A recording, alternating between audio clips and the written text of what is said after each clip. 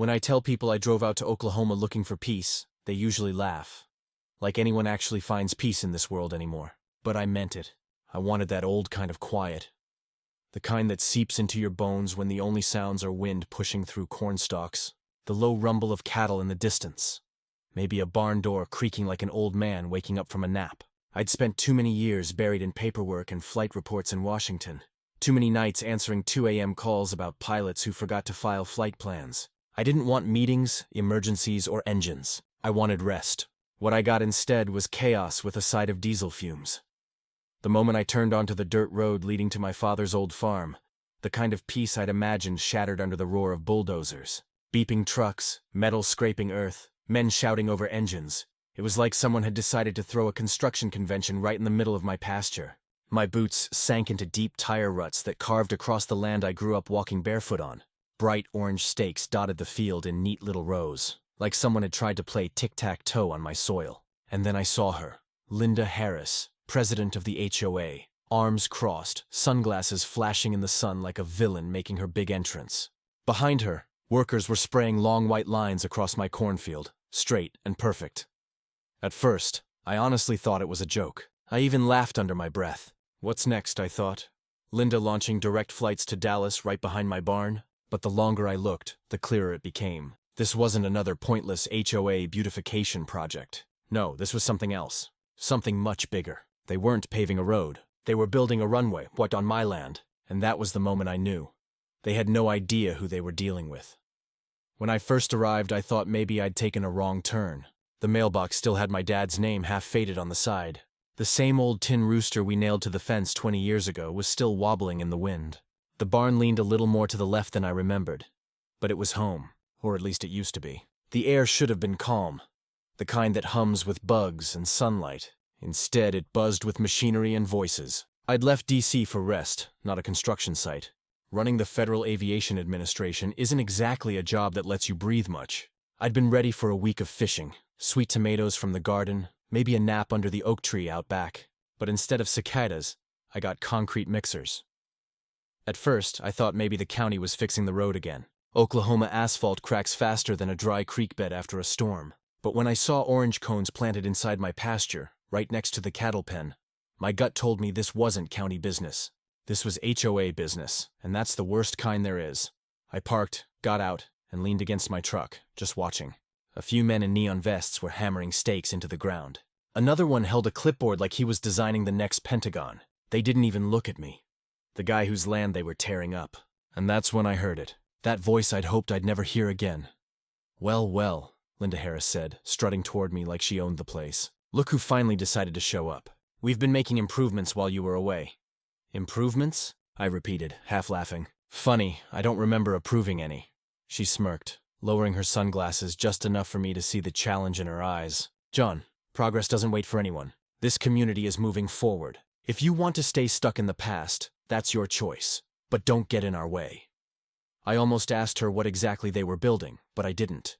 Because by then, I already knew. The way those stakes were lined up, the way the surveyor kept checking wind direction. I recognized that layout anywhere. I'd seen 100 of them in my career. Runway formation. Straight, long, and perfectly measured. I decided to play dumb. Progress, huh? What is this, a new playground? Bigger pool? She laughed like I'd just told her the best joke of her life. You'll see soon enough. Let's just say this neighborhood is about to become very exclusive. She strutted away, barking orders like she was directing traffic on Wall Street. And as I stood there watching her, I tried to convince myself I was wrong. Maybe it was just a new road, maybe a bike path for the kids. But deep down, I already knew better. HOAs never stop at small improvements. They always want something bigger, louder, and twice as absurd. Later that afternoon, I drove down to the general store, the same one my dad used to take me to for root beer on Saturdays. Old man Jenkins was behind the counter, chewing on a toothpick and pretending to read the paper. He glanced over the edge of it, grinning. Back in town, huh? Yeah, I said. Came for some peace and quiet, he chuckled. Not with Linda around, I raised an eyebrow. You know what she's building out there? He leaned back in his chair, arms crossed. Rumor is she's been talking about turning the neighborhood into one of them fancy fly-in communities. You know, where rich folks land their private planes right next to their houses. I stared at him. You're telling me she's building an airstrip? I'm telling you, he said, slow and steady. If you came for peace and quiet, You picked the wrong farm. I drove back in silence, his words echoing in my head. A fly-in neighborhood, private planes, a runway. It all added up now. Linda wasn't just showing off her authority. She was trying to turn my father's land into her personal airport. When I got back, the sun was setting over the field, glowing orange against the white survey lines cutting across the pasture. I walked the length of them myself. They ran straight through the cornfield, past the pond, ending right at the tree line. Perfect length, perfect direction for wind, perfectly illegal. I stood there listening to the crickets and the growl of engines still working into the night, and I realized two things. One, my vacation was officially over, and two, Linda Harris had just picked a fight with the wrong man. Because I wasn't just John Miller, farmer. I was John Miller, director of the FAA. And if she thought she could sneak a runway past me, she was about to learn the hardest lesson of her life. The next morning came early. Too early. The roar of engines ripped through the dawn before the rooster even thought about crowing. I stepped onto the porch with my coffee mug, and my stomach dropped. They weren't surveying anymore. They were building. Half my cornfield was already flattened. Asphalt trucks lined up like they were paving a Walmart lot. Workers moved in rhythm, rolling machines across the dirt, pressing it flat. Fresh white lines cut clean through the land like surgical scars. And standing dead center, hard hat on, sunglasses glinting, was Linda Harris, Queen of Chaos herself. I walked across the gravel, boots crunching, and called out, "Morning. Linda, you building me a new driveway?" She smiled, that smug politician smile. "John, you should be thanking us. This is going to add so much value to your property. Imagine, neighbors landing their planes right across the street." "Planes?" I said slowly. "You mean to tell me you're building a runway?" "Not just a runway," she corrected, hands on her hips. "An airstrip. A private airstrip for our community. The future, John, just like those luxury neighborhoods in Florida. You'll see. It's going to be beautiful." I took a sip of coffee, more to steady my temper than to drink. "An airstrip," I repeated, "across my cornfield. Without permission." She waved her hand like she was shooing away a mosquito. "Technicalities. The board voted. Majority rules," I laughed, shaking my head. "A vote on my property? That's rich. What's next? You going to vote on repainting the White House?" Linda didn't laugh. She just tilted her head, smug as ever. "Progress doesn't wait, John. You'll catch up eventually." I looked past her at the crew. Asphalt was already being poured, black steam rising in the morning air. The smell of tar mixed with the sweet scent of cut corn, and I couldn't help but think how absurd it was. My father had spent 40 years raising crops here, and now Linda was trying to raise aircraft. I turned back to her. "Linda, let me spell it out for you. You can't just build a runway wherever you feel like it. There are rules, regulations, federal law." Her smile widened. "Then sue us." "By the time anything goes through court, this error strip will be finished operational and celebrated by the whole community. People will love it. And if you don't, well, maybe it's time you consider selling." There it was, the threat. Sell or be steamrolled. Classic HOA. I wanted to blow up right there, but I didn't. Because for all her arrogance, Linda didn't know one very important fact. She was talking to the one man in the United States who had the authority to shut her little dream down permanently. But revealing that card too soon would spoil the fun. So I smiled. "You know, Linda, I think you're right. Maybe this will be interesting." I turned on my heel and walked back to the house, leaving her blinking, maybe even a little suspicious of how calm I was. That afternoon, I walked the length of the construction zone myself. The strip was at least 3,000 FT long, already more than enough for small planes. They had leveled the ground, perfectly aligned it with the wind like a pilot had designed it. I crouched down, touched the fresh asphalt, and shook my head. They weren't guessing. They knew what they were doing, which meant Linda had help. Someone with aviation knowledge. Someone either really stupid or really desperate. By evening, the noise hadn't stopped. Trucks moved in and out, and the pasture that used to hum with sickasnow roared like a highway. My cattle clustered in the far corner, spooked by the constant rumble. I felt the weight of my father's legacy pressing on me. He'd fought tornadoes, droughts, and bad harvests. But never in his life did him imagine a homeowners association would try to build an airport on his land. I stood on the porch with another cup of coffee and made myself a promise. "Linda, you want to play pilot? Fine, but when this crashes, and it will, you'll wish you never laid eyes on this farm." And deep down, I almost felt sorry for her, because what she didn't know, what none of them knew, was that every inch of this runway was already mine to destroy. Not as a farmer, not as a landowner, but as the director of the FAA. And soon enough, I was going to remind them exactly what that meant. By the time the next HOA meeting rolled around, I had made up my mind I wasn't going to sit quietly on the porch and watch them pave my land into their private airport. I needed to hear exactly how far they thought they could push me. The meeting was held in the community clubhouse, a sterile little building with beige walls and folding chairs that smelled faintly of burnt coffee and desperation. I walked in and instantly every head turned. You'd think I was an outlaw walking into a saloon. Some nodded politely, others whispered. But Linda Harris, she beamed like she'd been waiting for this showdown all week. "John Miller," she announced, clapping her hands together. "Glad you could finally join us. We were just discussing our community's bright new future." I took a seat in the back row, arms crossed, trying not to roll my eyes. Funny. I thought the future of my farm might include me. A ripple of laughter went through the crowd. Not the friendly kind, more the awkward, let's pretend he's joking kind.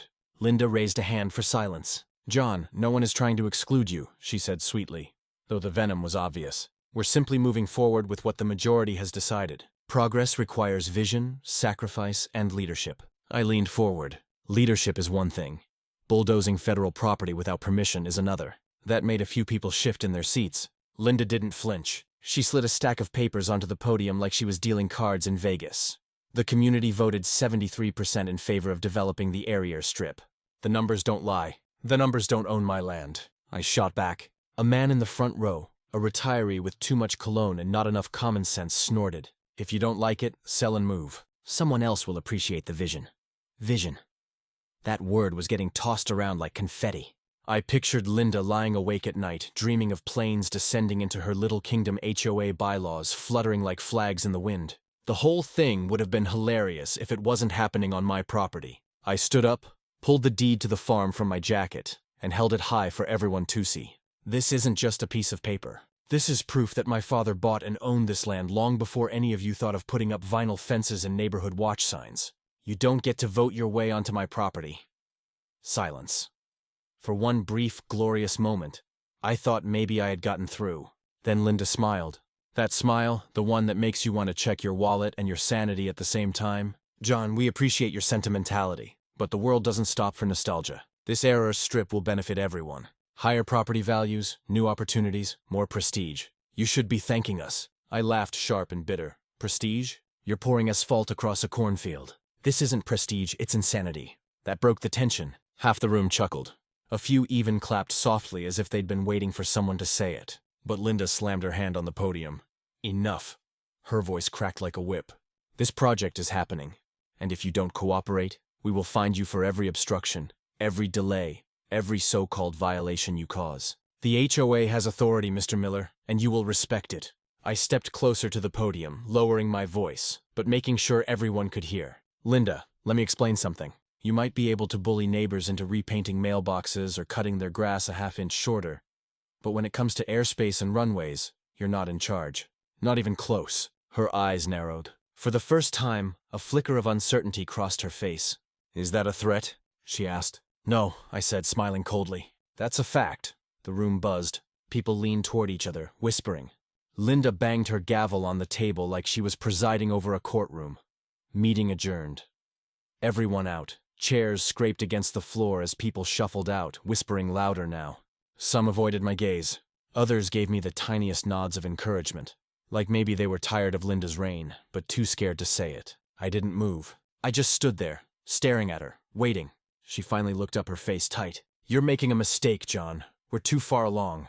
The runway will be built. The community wants it. You can't stop us." I tucked the deed back into my jacket. "We'll see." Then I turned and walked out, leaving her fuming behind the podium, clutching her papers like they could somehow shield her from reality. Out in the parking lot, the summer air was thick with heat and the faint smell of fresh asphalt drifting from my farm. I slid into my truck, sat there for a moment, and let out a long breath. They thought they had me cornered. They thought a vote and a few trucks could steamroll me into submission. What they didn't know, what Linda, in all her arrogance, couldn't begin to imagine, was that I wasn't just John Miller, the farmer's son. I was the man who signed the papers, who held the authority, who decided whether runways lived or died in this country. And she had just declared war on the director of the FAA. If I thought Linda Harris and her merry band of clipboard warriors would back off after the meeting, I was dead wrong. If anything, my defiance only fueled her obsession. Within days, the HOA turned my life at the farm into something between a construction zone and a battlefield. The first salvo came in the form of a letter and official notice of violation tucked neatly under my front door like some kind of junk mail from hell. In bold letters, it claimed I was obstructing community progress by leaving farm equipment too close to the development site. Translation: I had parked my tractor in my own field. I crumpled the paper, tossed it straight into the trash, and muttered, "Obstruction, lady. This is called farming." But that was just the warm-up. By the next morning, the bulldozers were back roaring louder than church bells on Sunday. They didn't even bother with courtesy hours. At 6 a.m., they were flattening ground so close to my barn that the windows rattled. Dust rose into the air like a sandstorm, coating the porch, the cattle troughs, and my morning coffee before I could even take a sip. The cattle panicked, charging to the far end of the pasture. My dog barked until he was horsaro. I stood on the porch, arms crossed, watching the chaos unfold. That's when Linda strutted into view, heels clicking on gravel like she was walking a runway. Pun intended. "Morning, John," she shouted over the din of engines. "Beautiful, isn't it? Progress in motion." I raised my cup. "You call this progress? My cows call it a nervous breakdown." She ignored me. Of course, she always did. She turned to her workers and clapped her hands. "Faster. We're on schedule." Schedule. The word hit me like a dart. This wasn't some half-baked idea anymore. Linda had a timeline. She was pushing hard, maybe even hoping to finish before anyone could stop her. Later that day, another letter arrived, this time threatening fines. According to the HOA, I owed them $500 for failure to comply with development guidelines. Development guidelines on my own land. I laughed so hard I nearly tore the paper in half. But the harassment didn't stop with letters. No, Linda turned it into theater. Every afternoon, she drove past in her shiny black SUV, slowing down just enough to roll her window down and smirk. Still resisting John, she'd call out like it was a game show. One evening, I found a brand new sign hammered into the edge of my property. Future HOA runway, private use. The letters gleamed in bright blue paint as if mocking me. Beneath it, smaller text read, "Opening soon, exclusive access." I ripped the sign out of the ground and tossed it into the back of my truck. But the image burned in my mind. Linda wasn't bluffing anymore. She was advertising. That night, I sat at my father's old kitchen table, papers spread out before me, deeds, photographs, videos of the construction, copies of the letters. The farmhouses smelled faintly of coffee and frustration. I could almost hear my father's voice saying, "Don't let them push you, son.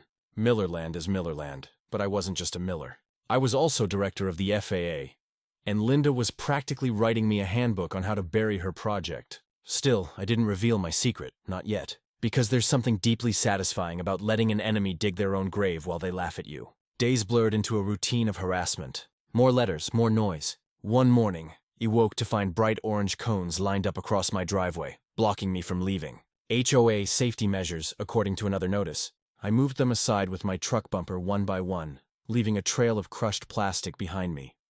The looks on the workers' faces as I drove past worth it. Neighbors started whispering too. Some were furious. Dust was coating their cars. The noise shook their windows. Others were enchanted by Linda's dream, fantasizing about sipping cocktails while private jets landed across the pasture. But one thing was clear. I was now the villain in Linda's fairy tale. She even said it to my face one afternoon.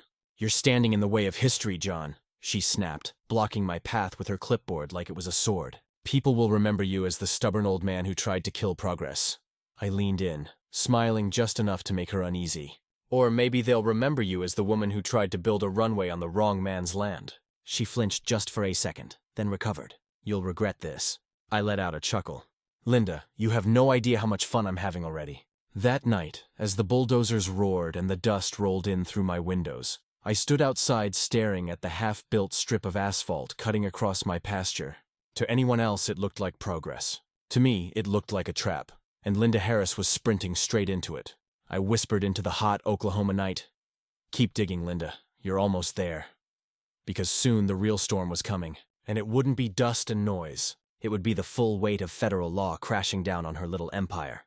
By the end of that week, I was running on black coffee and pure spite. Sleep had become a luxury. Between the bulldozers rattling the windows, the letters piling up under my door, and Linda's smug face popping up like a bad advertisement every morning, I was one step away from snapping. And yet I didn't snap because I had something Linda didn't. The ace in the deck. See, most people in this neighborhood thought I was just some middle-aged guy with dirt under his nails and an old truck in the driveway. The farmer's son who came back to play cowboy whenever Washington got too stressful. And honestly, I liked it that way. Being underestimated is a gift, but the truth was, every time Linda wagged her finger in my face, every time she handed me another bogus fine, every time she bragged about her airst strip, I had to bite my tongue to keep from laughing. Because I wasn't just John Miller, farmer. I was John Miller, director of the Federal Aviation Administration. That's right, the guy who signs off on every single runway in this country. From the busiest international airports to the tiniest rural landing strips, nothing takes off without my say-so. And Linda was out here pouring asphalt like she was building a backyard patio. I remember the moment I finally let myself think it out loud. I was sitting on the porch with my dog curled at my feet, the sun setting in streaks of orange over the pasture. The half-built strip of asphalt cut across the field like a scar ugly and black against the golden corn.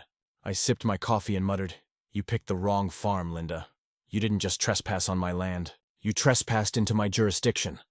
The dog tilted his head like he understood. Maybe he did. That night, I pulled out my laptop and logged into my FAA account. My inbox was full of the usual chaos, delays, permit requests, noise, complaints. But one email stood out. A formal inquiry from some unknown developer requesting expedited approval for a private runway project in Oklahoma. I laughed so hard I nearly spilled coffee on the keyboard. Linda had actually tried to go through official channels, except she didn't know. The approval request landed right on my desk. Her application was a mess. No environmental study, no safety assessment, no community consultation, nothing. Just a half-baked proposal and some typed-out nonsense about increasing neighborhood prestige. I clicked the big red button marked Dean with more satisfaction than I'd felt in years. Still, I didn't tell anyone. Not yet. Because watching Linda swagger around with her little clipboard army while I held her fate in my hands, that was better than sleep.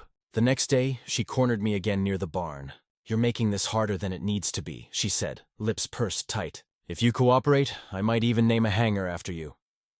"Imagine it, the John Miller Terminal." I grinned. "Sounds like a place where dreams go to die," she frowned. "Mark my words, John. This runway is happening." I leaned close enough for her to smell the coffee on my breath. "Mark mine, Linda. Nothing takes off in this country without me knowing about it." She blinked, confused, then forced a laugh. "You think you can stop progress with paperwork?" "No," I said. "I can stop it with the law." Her smile faltered just for a second, a tiny crack in the armor. I walked away before she could recover. That evening, I started building my case. Photos of the construction, videos of the dust storms, signed statements from neighbors whose windows were rattling night and day. Every piece of evidence stacked neatly in a folder marked HOA Runway Illegal Development. And then I called a friend in Washington, a man who owed me a favor. "Listen," I said, "I've got a rogue HOA trying to build an unapproved airstrip on private land. They're about a week from pouring the full surface. I need a cease and desist ready to go." He chuckled on the other end. "You're kidding." I wish I was. "All right, I'll draft it. Just give the word when you want it delivered." I closed the laptop, leaned back, and exhaled. For the first time since I'd arrived, I felt calm because now it wasn't just me versus Linda. It was Linda versus the entire federal government. And spoiler alert, the government wins that fight every single time. The next morning, I walked the edge of the construction site, camera in hand. Workers eyed me nervously, whispering behind their hard hats. Word had spread that I wasn't just some farmer. Rumors fly fast in small towns, and the whispers were getting louder. "Isn't he FAA? Doesn't he work for the government?" Linda tried to drown it out with bravado. She showed up in her SUV window down, sunglasses on. "Hope you're enjoying the show," she called. I smiled, snapping another photo. "Oh, I am. Front row seat inside." I was grinning ear to ear because little did she know the curtain was about to drop on her entire production. I looked out at the half-built strip of asphalt, the machines rumbling, the workers sweating in the Oklahoma sun, and I whispered to myself, "They think they're building a runway, but really, they're building a case file." And soon, that case file was going to land on Linda's desk like a bomb. By this point, the game had shifted. Linda Harris still thought she was running the show, parading her workers around like she was building the next Dallas-Fort Worth. But I knew better. She wasn't building a runway. She was building her own downfall. All I had to do was make sure every nail, every gallon of asphalt, every ounce of dust was documented. So I became a man with two jobs. Farmer by day, investigator by night. The first step was cameras. I drove into town, bought half a dozen motion-activated trail cams from the sporting goods store, and planted them around the farm like Easter eggs. One by the cattle gate, another by the pond, a third tucked into the oak tree overlooking the half-built strip. By the end of the week, I had hours of footage. Bulldozers tearing up my pasture trucks, hauling in gravel workers, hammering signs into the ground that screamed private airstrip. It was more incriminating than any confession Linda could ever give. But video wasn't enough. The FAA doesn't just deal in pictures, we deal in paperwork. So I started collecting witness statements. My neighbor, old Mrs. Thompson, was the first to sign. Her house sat less than half a mile from the strip, and she hadn't had a quiet night's sleep in weeks. My windows rattled so bad I thought a tornado was coming, she grumbled, signing her name with a shaky hand. Then there was Mark, a young father down the road. He complained about his kids waking up at 2 in the morning from the noise. I didn't move to the country to raise my kids next to an airport, he said, slapping his signature on the form like he was slapping Linda herself. By the time I was done, I had a stack of testimonies thick enough to make any lawyer smile. Meanwhile, Linda was busy rehearsing her victory lap. She held meetings on the construction site, clipboards in hand, waving her arms like she was conducting an orchestra. I overheard her one afternoon bragging to a group of investors she'd suckered into funding her dream. In 2 weeks, she declared, this will be the premier fly-in community in Oklahoma. People will be begging to buy lots. I nearly spit out my coffee. Lots. She was already trying to sell real estate based on a runway she didn't even legally own. That gave me an idea. Let her keep talking. The more she bragged, the bigger the rope she wrapped around her neck. I showed up at the next community gathering with my phone recording in my shirt pocket. Sure enough, Linda didn't disappoint. She strutted onto the makeshift stage microphone, squealing, and announced, "Our HOA Airst strip will be operational by the end of this month. Membership fees will cover maintenance, and our exclusive landing rights will make this neighborhood the envy of the state." The crowd clapped. I smiled. Every word was now evidence. But the pièce de resistance came one evening when I followed the convoy of trucks back to their staging area. Tucked behind the clubhouse, I found a pile of contracts membership agreements Linda had been handing out, promising priority hangar space for anyone willing to cough up $1,000 zero. She wasn't just building a runway. She was running a scam. I took photos of everything. Every page, every signature, every fake promise. By the time I was done, my case file looked less like a complaint and more like a federal indictment. Still, I knew timing was everything. If I shut her down too soon, she'd cry, foul, spin it as government overreach, maybe even rally sympathy. No, I needed her to go big to plan her. Grand reveal. That way, when I pulled the rug out from under her, the crash would echo all the way to Washington. So, I waited.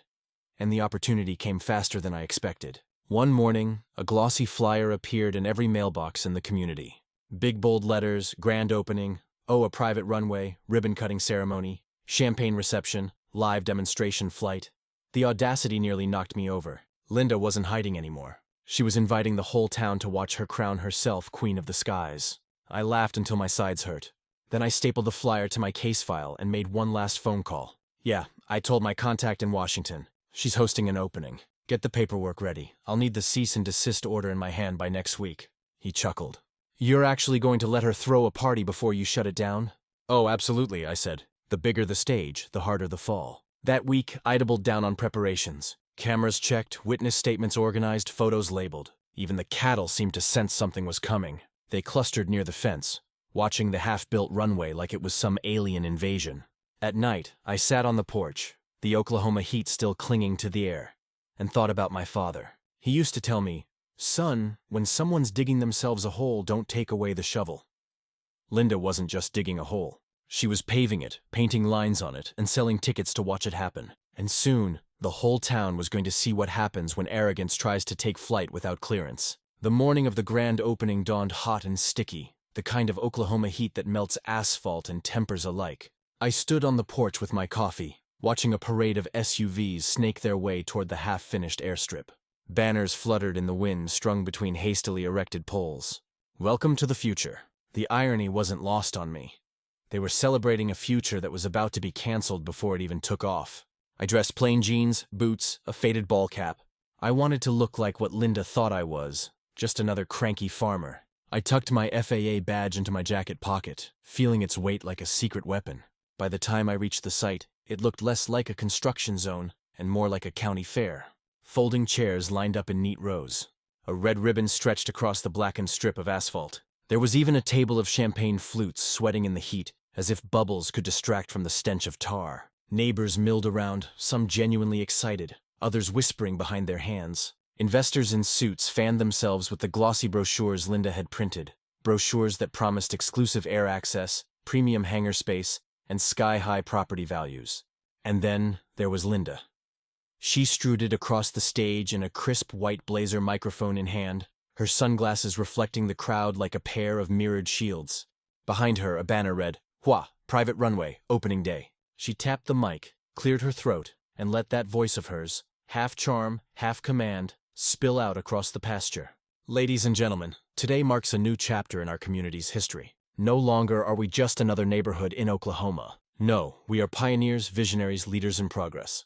The crowd applauded, some half-hearted, some a little too enthusiastic. Linda continued, her voice swelling with each phrase. This runway will put us on theme app. Imagine the convenience. Our friends, our families, our business partners flying in directly, bypassing crowded airports. Imagine the prestige of living in a fly-in community. Today we joined the ranks of the elite. I almost choked on my laughter. Elite. She had bulldozed my cornfield and poured half-baked asphalt, and she thought she was building LaGuardia. Linda raised her champagne flute.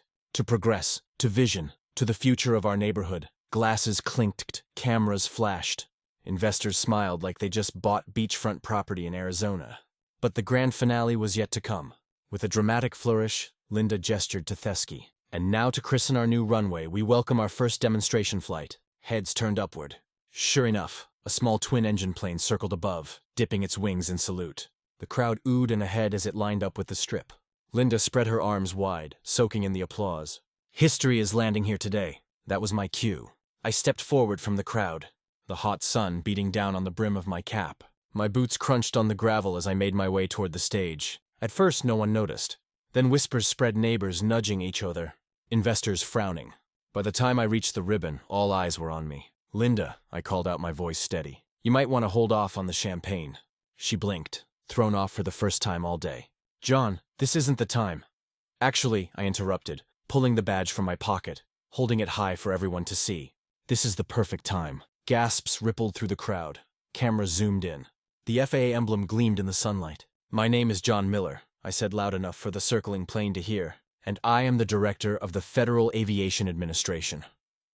And as of this moment, this runway is officially shut down. For a heartbeat, silence hung heavy in the air. Then chaos erupted. Investors started murmuring angrily, flipping through their glossy brochures as if the fine print might save them. Neighbors gasped, some whispering, I knew it. Others stared at Linda like she had just sold them swampland. Linda's face turned the color of the asphalt beneath her feet. You can't do this, she stammered, her microphone squealing. Ismailed calm as a Sunday preacher. Linda, I'm literally the only person who can. The plane above dipped lower, lining up with the strip. I raised my hand, gestured to the sheriff's deputies I'd briefed earlier. They waved their signals, radios crackling. The pilot banked hard, engines roaring as the plane veered off and climbed back into Thesky. The crowd gasped again, some covering their ears, others shielding their eyes from the sudden blast of wind. The sound of that aborted landing was sweeter than any symphony. Linda dropped her microphone, scrambling to save face. This is a misunderstanding. We have approvals. We have investors. This is progress. I stepped closer, voice steady, almost kind. No, Linda. This is illegal construction, federal violation, and fraud. And it ends today. The deputies moved in, confiscating paperwork, snapping photos of the site. The cameraman from the local news captured, every second, Linda's trembling hands. The ripped ribbon, the abandoned champagne glasses sweating in the sunday. Neighbors started clapping. First a few, then a dozen, then the whole crowd. The sound swelled, a wave of applause rolling over the site like thunder. I stood there, badge in hand, watching Linda's empire collapse in front of her investors, her neighbors, her own workers, and I couldn't help but think this was better than coffee. Once the applause died down, the chaos began. Investors stormed toward Linda Harris, waving contracts in her face. Cameras from the local news crew swarmed the stage, shoving microphones toward her mouth. Her carefully rehearsed speech about vision and progress was now drowned out by questions like, Did you know this project was illegal? How much money did you collect from residents? Linda's composure cracked. She yanked off her sunglasses, her eyes darting like a cornered animal. This is all a misunderstanding, she stammered. We followed the process. We filed the paperwork. I stepped up beside her, holding my FAA badge where the cameras could see it. Correction, I said smoothly. You attempted to file paperwork and it was denied by me. Gasps rippled through the crowd again. Neighbors who had been skeptical now looked at me with wide eyes, whispers hissing like static. He's FAA director. Wait, he's the guy in charge. Linda froze, the color draining from her face. For the first time in weeks, she was speechless. Ladies and gentlemen, I continued, turning to address the crowd.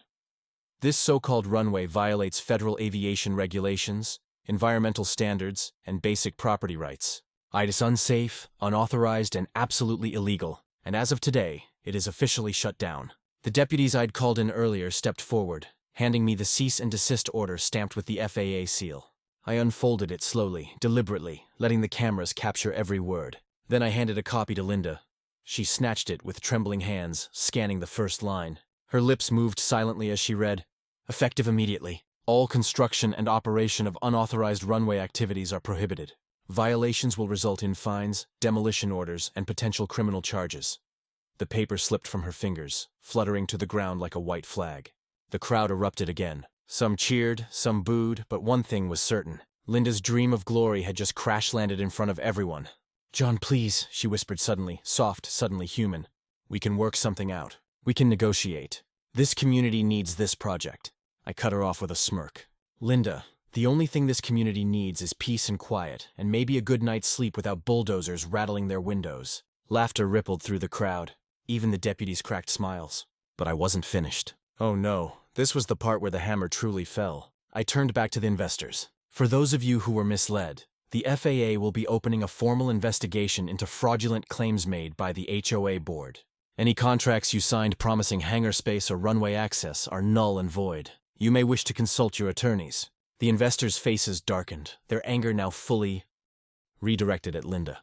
One man in a suit jabbed a finger at her chest. "You told us this was approved." Linda backed away, hands up. I thought it was. He's exaggerating." "Exaggerating?" I raised an eyebrow. "Linda, you've been selling memberships for a runway that doesn't legally exist. That's not exaggeration. That's fraud." The sheriff cleared his throat, stepping forward. "Ma'am, we'll need you to come down to the station for questioning." The gasp that went through the crowd this time wasn't shock. It was satisfaction. Years of pent-up resentment toward Linda Harris were now bubbling to the surface. One woman shouted, "About time!" Another man called out, "Check her books!" "She's been pocketing our HOA fees for years." Linda spun desperate. "No, you don't understand. This was for all of us." "For progress," I shook my head. "No, Linda. This was for you, your ego, your pride. And now it's over." The deputies escorted her toward the SUV she'd driven in. She resisted, sputtering excuses, but the cameras caught every second. By tomorrow morning, her face would be plastered across every local news channel, maybe even national headlines. As the dust settled, I addressed the crowd one last time. "Neighbors, I know the past few weeks have been loud, frustrating, even frightening. But I promise you this, the runway is finished. Not in the way Linda dreamed, but in the way the law demands. The FAA exists to keep our skies safe, and that includes stopping reckless projects like this before they can hurt anyone." The applause was real this time, loud, sustained. A wave of relief rolled over the crowd. People clapped me on the back, thanked me, shook my hand. Even the kids, still covering their ears from the aborted plane flyover, smiled like they knew a villain had just been vanquished. I bent down, picked up the champagne flute Linda had abandoned on the stage, and held it high. "To peace and quiet," I said. The crowd laughed and cheered again.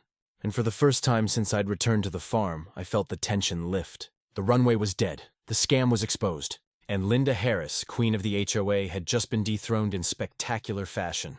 But deep down, I knew this wasn't quite the end. There were still lawsuits to be filed, fines to be collected, and damage to repair. Still, as I walked back across the pasture, the setting sun painting the sky in gold, I allowed myself a small smile. Because today justice had landed exactly where it belonged.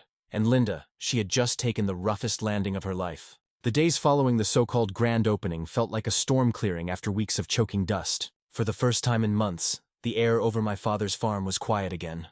No bulldozers rattling the earth. No survey crews staking flags like they were conquering territory. Just wine through the corn cattle grazing in peace, and the cicadas starting up their nightly chorus.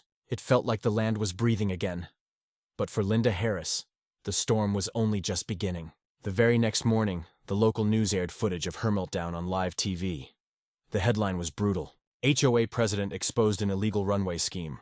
The clip of me holding up my FAA badge replayed on a loop right alongside Linda stammering, "This is a misunderstanding."